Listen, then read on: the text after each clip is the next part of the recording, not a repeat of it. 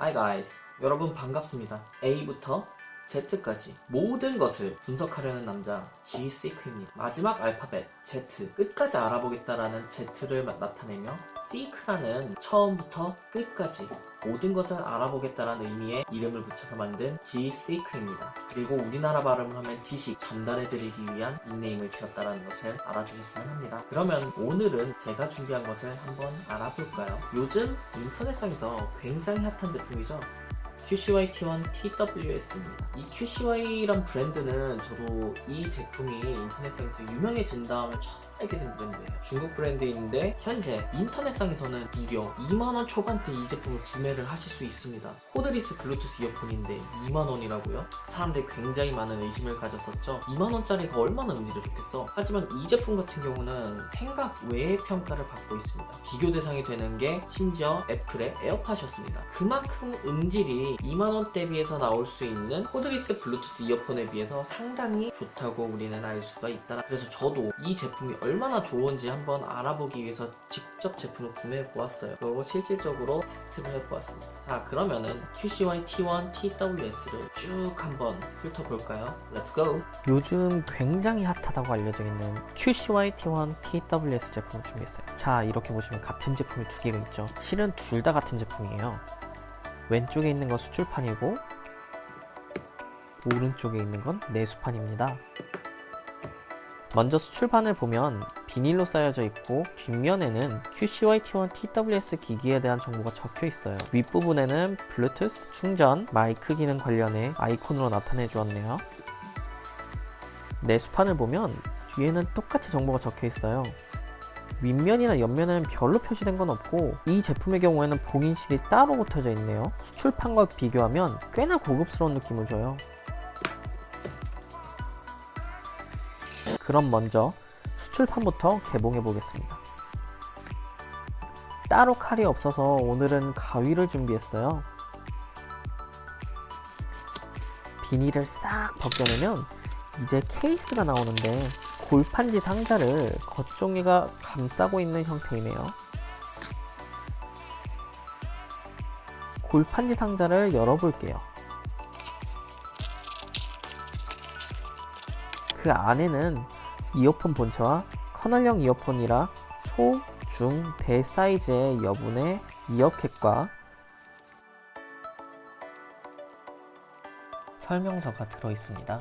설명서 앞면은 영어로 되어 있는데 뒷면은 중국에서 만든 거라서 그런지 중국어로 되어 있네요. 충전 케이블로 마이크로 USB 5핀이 동봉되어 있는데 이 제품의 가장 안타까운 점이 바로 이 점입니다.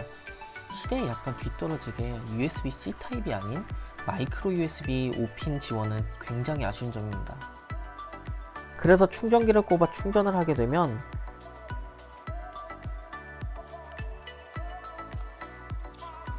크레들 내에서 불빛이 나면서 충전 상태를 나타내주고 있어요.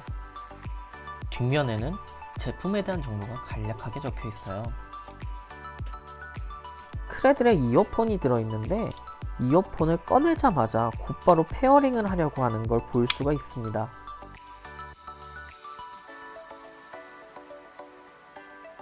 그 다음으로 중국 내수판인데요.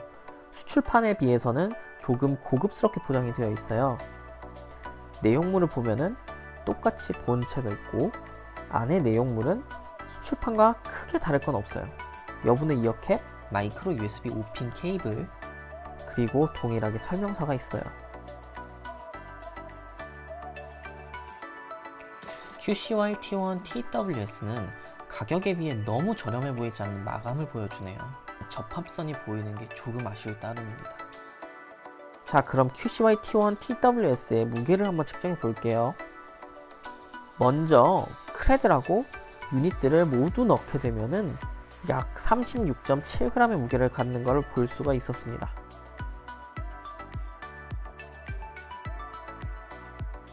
그리고 우측편 유닛만 넣게 되면은 4.5g,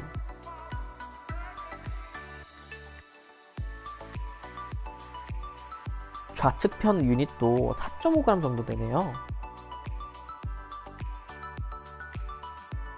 그래서 두 개를 같이 재면 9.0g의 사이즈가 나오는 걸 볼 수 있습니다. 크레들만 따로 놓고 보면은 27.6g 정도가 나옵니다. QCY T1 TWS 스펙을 살펴보면 블루투스 5.0으로 끊임이 굉장히 적으며 안정성을 보여줘요. 그리고 약 10m 정도의 작동 범위를 보입니다. 시간은 120시간이고 충전 시간은 2시간 정도 된다고 하네요. 배터리를 알아보면 유닛은 43mAh, 크레들은 380mAh의 용량을 가진 리튬 아이언 배터리를 사용한다고 합니다. 이 QCY T1 TWS 제품 같은 경우에는 크레들 내 자성으로 유닛들이 이탈되지 않도록 보관을 하고 있습니다. 그래서 웬만한 흔들림에도 빠져나오지 않는다는 것을 확인을 할 수가 있었어요. 유닛을 꺼냈다가도 이렇게 찰칵 소리와 함께 들어가기 때문에 유닛이 이탈할 일을 최소한으로 줄였다고 볼 수 있습니다. 그럼 제가 유닛들을 장착해보고 착용샷을 보여드리도록 할게요.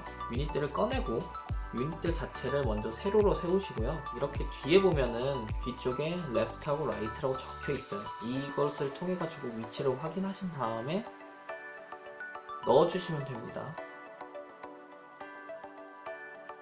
QCY T1 TWS 같은 경우는 유닛들이 물리 버튼으로 되어 있어요. 그래서 물리 버튼을 눌러줌으로써 여러가지 기능들을 작동할 수 있게끔 설정되어 있습니다.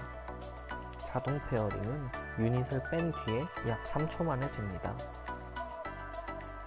버튼의 경우 한 번만 누르면은 재생 혹은 멈춤이 되고요.